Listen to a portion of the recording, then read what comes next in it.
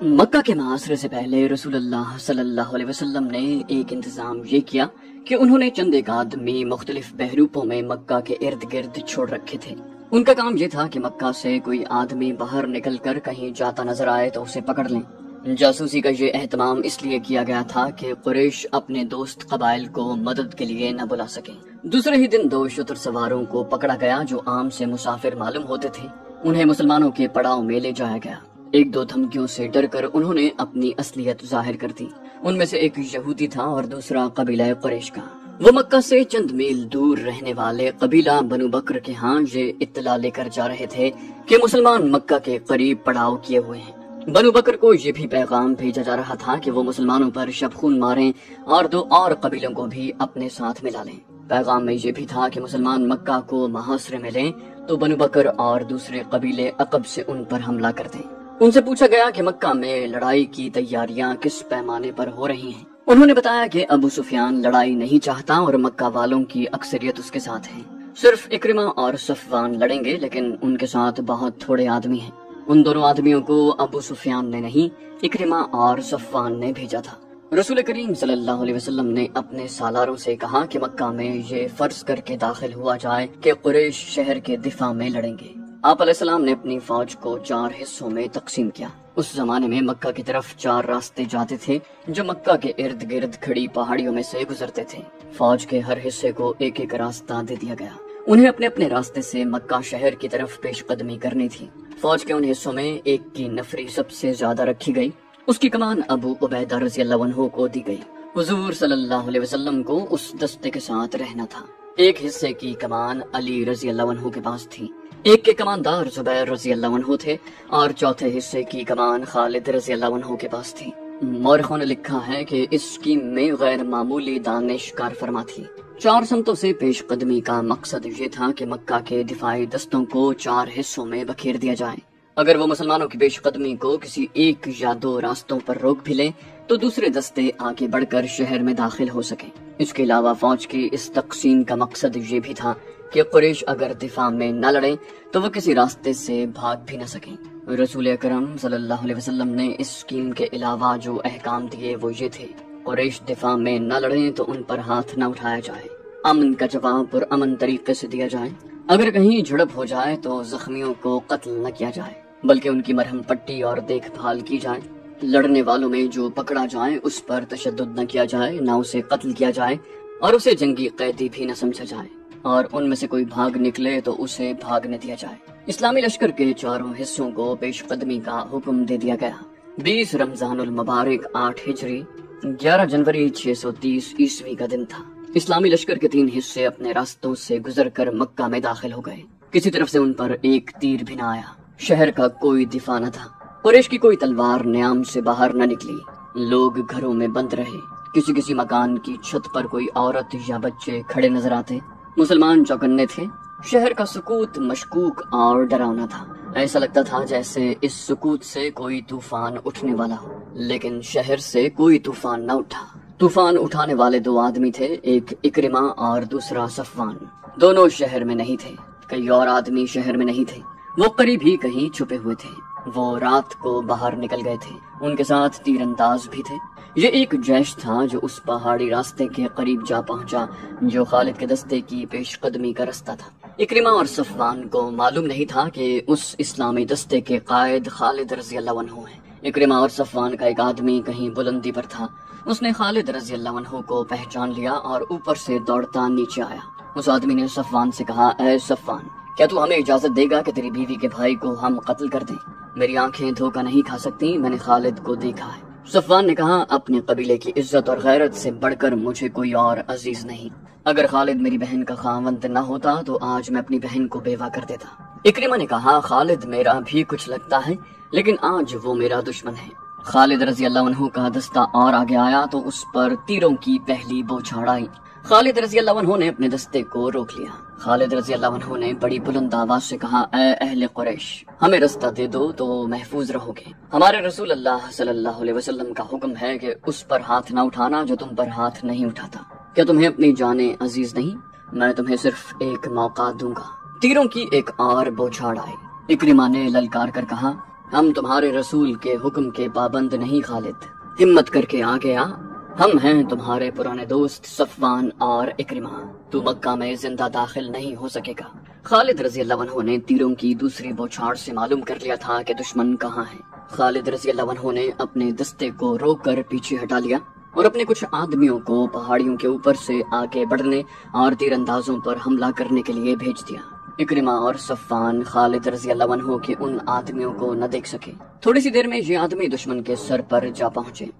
وادی سے خالد رضی اللہ عنہ نے ہلہ بول دیا جو اس قدر تیز اور شدید تھا کہ قریش کے پاؤں اکھڑ گئے۔ خالد رضی اللہ عنہ نے اوپر سے بھی حملہ کروایا اور نیچے سے بھی۔ خالد رضی اللہ عنہ للکار رہے تھے، کہاں ہو اکرمہ، کہاں ہو صفوان؟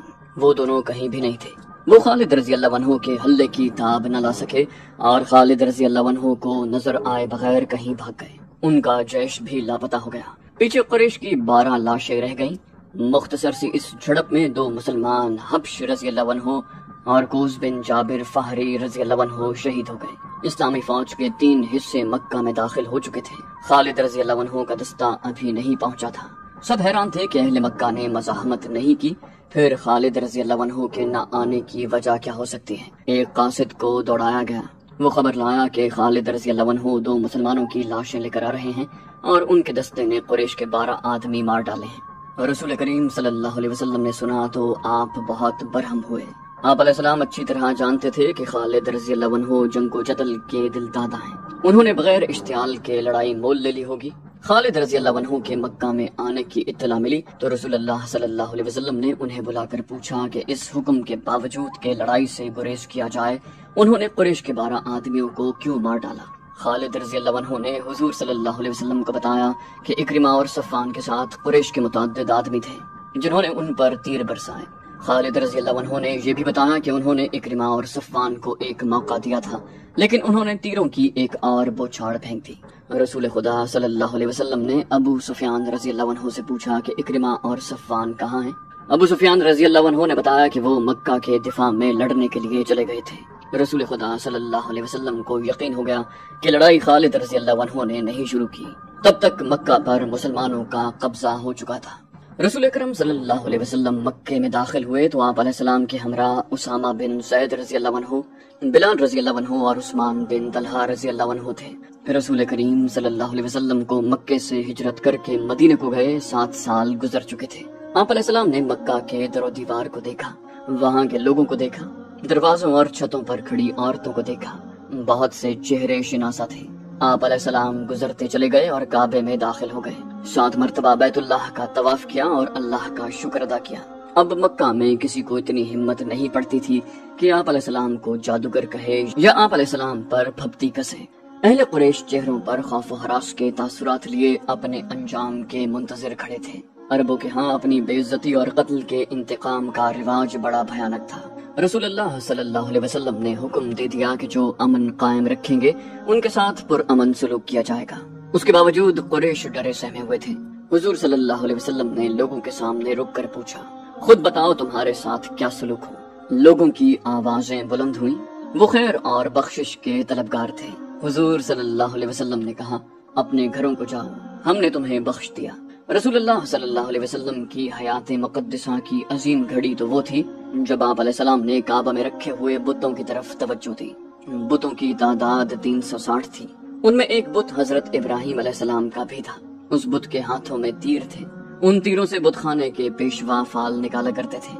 حضور صلی اللہ علیہ وسلم کے ہاتھ میں ایک موٹی اور مضبوط لاٹھی تھی۔ آپ علیہ السلام نے اس لاٹھی سے بت توڑنے شروع کر دیے۔ آپ علیہ السلام اپنے جد امجد حضرت ابراہیم علیہ السلام کی سنت کو زندہ کر رہے تھے۔ آپ علیہ السلام بت توڑتے جاتے اور بلند آواز سے کہتے جاتے، حق آ گیا، باطل چلا گیا، بے شک باطل کو چلے جانا تھا۔ مورخ لکھتے ہیں کہ ایسا لگتا تھا جیسے یہ ستائیں حضور صلی اللہ علیہ وسلم کی لاٹھی کی ہر ضرب سے کعبہ کی دیواروں سے اٹھ رہی ہوں۔ کعبے سے بتوں کے ٹکڑے اٹھا کر باہر پھینک دیے گئے اور کعبہ عالم اسلام کی عبادت گاہ بن گیا۔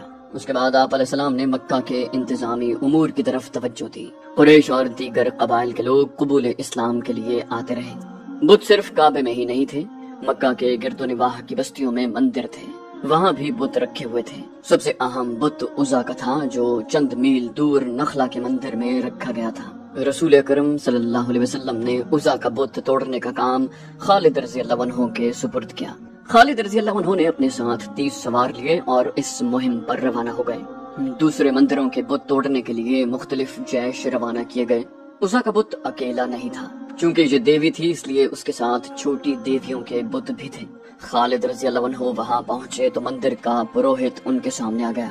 اس نے التجا کی کہ ان کے بت نہ توڑے جائیں۔ خالد رضی اللہ عنہ نے نیام سے تلوار نکال کر پروہت سے پوچھا، مجھے عزا کا بت دکھاؤ۔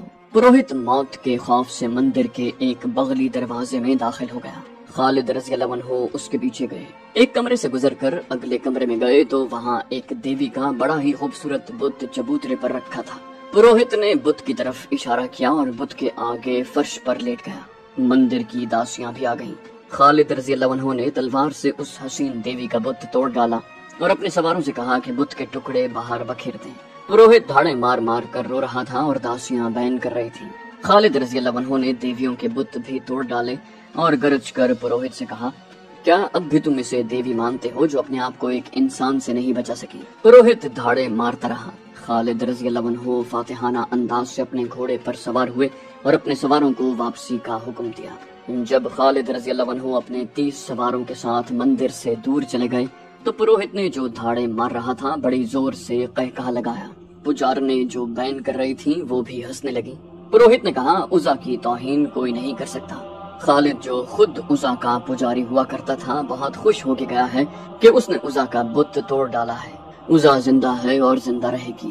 خالد رضی اللہ عنہ نے حضور صلی اللہ علیہ وسلم کو اطلاع دی، یا رسول اللہ، میں عزا کا بت توڑ آیا ہوں۔ حضور صلی اللہ علیہ وسلم نے پوچھا، کہاں تھا یہ بت؟ خالد رضی اللہ عنہ نے مندر کا وہ کمرہ بتایا جہاں انہوں نے وہ بت دیکھا اور توڑا تھا۔ رسول کریم صلی اللہ علیہ وسلم نے کہا، تم نے عزا کا بت نہیں توڑا خالد، واپس جاؤ اور اصلی بت توڑ کر آؤ۔ مورخ لکھتے ہیں کہ عزا کے 2 بت تھے، ایک اصلی جس کی پوجا ہوتی تھی اور دوسرا نقلی تھا۔ یہ غالباً مسلمانوں کو دھوکہ دینے کے لیے بنایا گیا تھا۔ خالد رضی اللہ عنہ کا خون کھولنے لگا۔ انہوں نے اپنے سواروں کو ساتھ لیا اور نخلا کو روانہ ہو گئے۔ مندر کے پروہت نے دور سے گھڑ سواروں کو آتے دیکھا تو اس نے مندر کے محافظوں کو بلا لیا۔ پروہت نے کہا، وہ پھر آ رہے ہیں، انہیں کسی نے بتا دیا ہوگا کہ اصلی بت ابھی مندر میں موجود ہے۔ کیا تم عزا کی عزت کی حفاظت کرو گے؟ اگر کرو گے تو عزا دیوی تمہیں مالا مال کر دے گی۔ ایک محافظ نے کہا، کچھ سوچ کر بات کر مقدس پیشوا، کیا ہم 2-3 آدمی اتنے زیادہ گھڑ سواروں کا مقابلہ کر سکتے ہیں؟ ایک اور محافظ نے کہا، اگر عزا دیوی ہے تو یہ اپنے آپ کو ضرور بچا لے گی۔ اس کے لہجے میں طنز تھی۔ کہنے لگا، دیوی دیوتا انسانوں کی حفاظت کیا کرتے ہیں، انسان دیوتاؤں کی حفاظت نہیں کیا کرتے۔ پروہت نے کہا، پھر عزا اپنی حفاظت خود کرے گی۔ خالد رضی اللہ عنہ کے گھوڑے قریب آ گئے تھے۔ محافظ مندر کی پجارنوں کو ساتھ لے کر بھاگ گئے۔ پروہت کو یقین تھا کہ اس کی دیوی اپنے آپ کو مسلمانوں سے بچا لے گی۔ اس نے ایک تلوار لی اور اسے عزا کے گلے میں لٹکا دیا۔ پروہت مندر کے پیچھے دروازے سے نکلا اور بھاگ گیا۔ خالد رضی اللہ عنہ مندر میں آن پہنچے اور تمام کمروں میں عزا کا بت ڈھونڈنے لگے۔ انہیں ایک بڑا ہی خوشنما کمرہ نظر آیا۔ اس کے دروازے میں کھڑے ہو کر دیکھا، عزا کا بت سامنے چبوترے پر رکھا تھا، اس کے گلے میں تلوار لٹک رہی تھی۔ یہ بت ویسا ہی تھا جیسا خالد رضی اللہ عنہ پہلے توڑ گئے تھے۔ اس بت کے قدموں میں لوبان جل رہا تھا۔ کمرے کی سجاوٹ اور خوشبو سے پتہ چلتا تھا کہ یہ عبادت کا کمرہ ہے۔ خالد رضی اللہ عنہ نے دہلیز سے آگے قدم رکھا تو ایک سانولے رنگ کی ایک جوان عورت جو بالکل برہنہ تھی خالد رضی اللہ عنہ کے سامنے آ گئی۔ وہ رو رہی تھی اور فریادیں کر رہی تھی کہ بت کو نہ توڑا جائے۔ مورخ لکھتے ہیں کہ یہ عورت خالد رضی اللہ عنہ کے ارادے کو متزلزل کرنے کے لیے برہنہ آئی تھی اور اس کے رونے کا مقصد خالد رضی اللہ عنہ کے جذبات پر اثر ڈالنے کے سوا اور کچھ نہیں تھا۔ خالد رضی اللہ عنہ آگے بڑھے تو اس عورت نے بازو پھیلا کر خالد رضی اللہ عنہ کا راستہ روک لیا۔ خالد رضی اللہ عنہ نے نیام سے تلوار نکالی اور اس عورت پر ایسا زوردار وار کیا کہ اس کا ننگا جسم 2 حصوں میں کٹ گیا۔ خالد رضی اللہ عنہ غصے سے بپھرے ہوئے بت تک گئے اور اس کے کئی ٹکڑے کر دیے۔ طاقت اور خوشحالی کی دیوی اپنے آپ کو ایک انسان سے نہ بچا سکی۔ خالد رضی اللہ عنہ مندر سے نکل کر گھوڑے پر سوار ہوئے اور ایڑ لگائی۔ ان کے سوار ان کے پیچھے جا رہے تھے۔ مکہ پہنچ کر خالد رضی اللہ عنہ رسول اکرم صلی اللہ علیہ وسلم کے حضور پہنچے۔ خالد رضی اللہ عنہ نے کہا، یا رسول اللہ، میں عزا کا بت توڑ آیا ہوں۔ رسول اللہ صلی اللہ علیہ وسلم نے فرمایا، ہاں خالد، اب تم نے عزا کا اصلی بت توڑا ہے، اب اس خطے میں بت پرستی نہیں ہوگی۔ कुरैश का मशहूर और जोशीला सालार इक्रिमा मक्का के रास्ते में खालिद रज़ी अल्लाह अन्हु के खिलाफ आखिरी मार्का लड़कर रूपोश हो गया था। उसने और सफ़वान ने अपने कबीले के सरदार की हुक्मदूली की थी। उसे अपना अंजाम बहुत बुरा नजर आ रहा था। उसे ये भी मालूम था कि रसूल करीम सल्लल्लाहु अलैहि वसल्लम भी उसकी ये खता नहीं बख्शेंगे कि उसने इस्लामी फौज के एक दस्ते पर हमला किया और उस दस्ते के 2 आदमी शहीद कर दिए। इक्रिमा की बीवी मक्का में थी।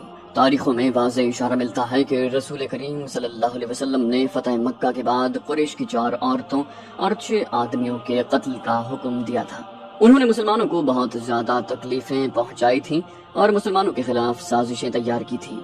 उन्हें मुर्तद कहा गया था। उनमें हिंद और इक्रिमा के नाम खास तौर पर काबिल जिक्र हैं। अबू सुफियान की बीवी हिंद हर उस इंसान के खून की प्यासी हो जाती जो इस्लाम कबूल कर लेता। इक्रिमा की बीवी मक्का में थी। फतेह मक्का के 2-3 रोज के बाद एक आदमी इक्रिमा के घर आया। उस शख्स ने इक्रिमा की बीवी से कहा, मैं तुम्हारे लिए अजनबी हूँ बहन। इक्रिमा मेरा दोस्त है। मैं कबीला बनु बकर का आदमी हूँ। तुम्हें मालूम होगा कि इक्रिमा और सफ़वान ने मुसलमानों का रास्ता रोकने की कोशिश की थी, लेकिन उसके साथ बहुत थोड़े आदमी थे। उसका मुकाबला खालिद से था जो तजर्बाकार जंगजू है, और उसके साथ आदमी बहुत ज्यादा थे। इक्रिमा की बीवी ने कहा, मैं जानती हूँ, मैं पहले सुन चुकी हूँ मेरे अजनबी भाई। मुझे बताओ वो कहाँ है? वो जिंदा तो है? अजनबी ने कहा, वो मुझे बता गया था कि यमन जा रहा है। वो कह गया है कि तुम्हें वहाँ बुला लेगा। मुझे ये भी मालूम है कि वो किसके पास गया है। मैं तुम्हें यही बताने आया था कि वो वापस नहीं आएगा। इक्रिमा की बीवी ने कहा, उसे यहाँ आना भी नहीं चाहिए। वो आ गया तो उसे कत्ल कर दिया जाएगा। अजनबी ने कहा, तुम तैयार रहना, उसका पैगाम आएगा तो मैं तुम्हें उसके पास पहुँचा दूंगा। तुम उसके पास पहुँच जाओगी तो वो तुम्हें अपने साथ लेकर हबशा चला जाएगा। अजनबी उसे अपनी बस्ती का और अपना नाम बताकर चला गया। तो दोस्तों, ये थी हमारी आज की एपिसोड। उम्मीद करते हैं आपको हमारी एपिसोड पसंद आई होगी। जाने से पहले इस वीडियो को लाइक, शेयर और कमेंट करना मत भूलिए। और अगर आप हमारे चैनल पर नए हैं तो इसे सब्सक्राइब कीजिए और बेल आइकन पर क्लिक कीजिए ताकि आपको तमाम वीडियोस फौरन मिलती रहे। अगली वीडियो तक के लिए अपना ख्याल रखिए। अल्लाह हाफिज।